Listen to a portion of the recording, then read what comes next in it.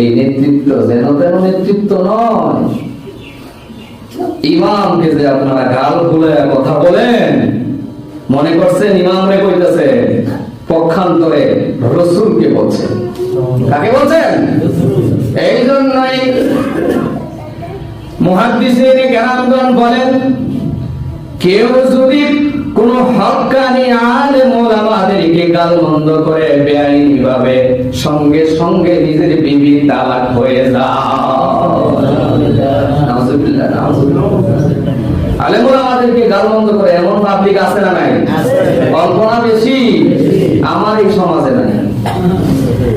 আছে? থাকলে ভালা।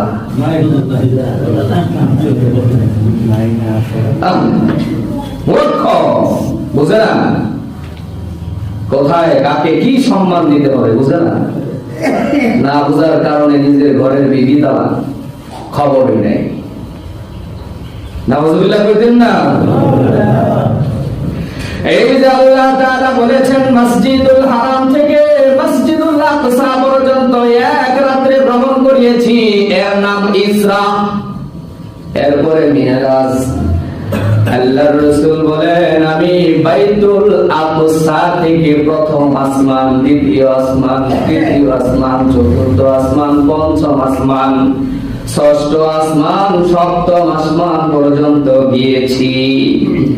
এই যে ঊর্ধ্বে আরোহণ করেছে এর নাম মিরাজ। এর নাম কি? মিরাজ।